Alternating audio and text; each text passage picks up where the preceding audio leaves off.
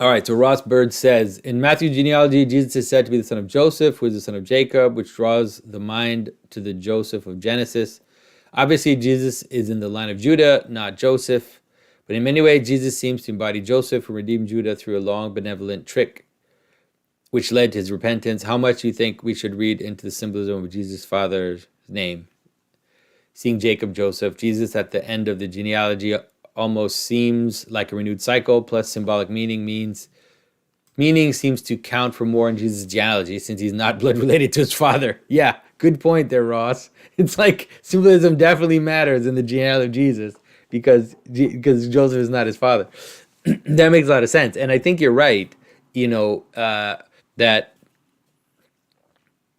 it's interesting because the rabbinical Judaism in its own way, and especially kind of more mystical Judaism, they came to talk about the Messiah in terms of two Messiahs, which is the Messiah son of Joseph and the Messiah son of David.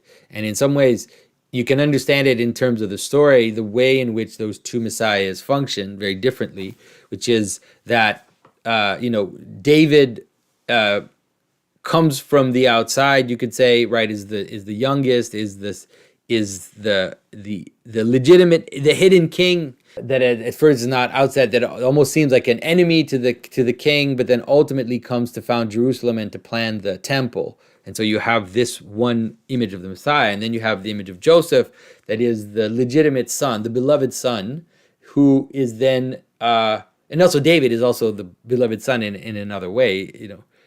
God calls him his son, and so Joseph is taken out and goes into Egypt, and then hides amongst the Egyptians, becomes an Egyptian for all intents and purposes, and then ultimately deceives even his brothers. His brothers can't recognize him while he is an Egyptian, and then while he's an Egyptian, he saves Egypt first, and then once he's saved Egypt, then even through a kind of trick, he saves his own brothers, and saving the brothers comes at the end. And so you can understand that Jesus is definitely the son of Joseph, right? Jesus is the Messiah, son of Joseph, because Jesus saved the Egyptians. Jesus was thrown out by his own brothers, sold to the strangers, left for dead or put down into the pit, killed and put down into the pit, and then sold to the strangers. And then he went to Egypt, he went to Rome, and he saved Rome. And he became a Roman. And then Jesus became a Roman. And if you look at icons of Jesus, he's dressed as a Roman, just like Joseph was dressed as an Egyptian. And he saved the Romans. And he saved the Romans in a way, to an extent that then those that had sold him no longer were able to recognize him and still can't recognize him.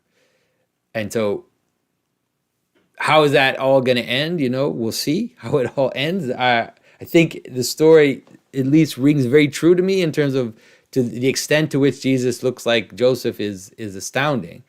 And the fact that he is the son of Joseph is very important. But he's also the son of David.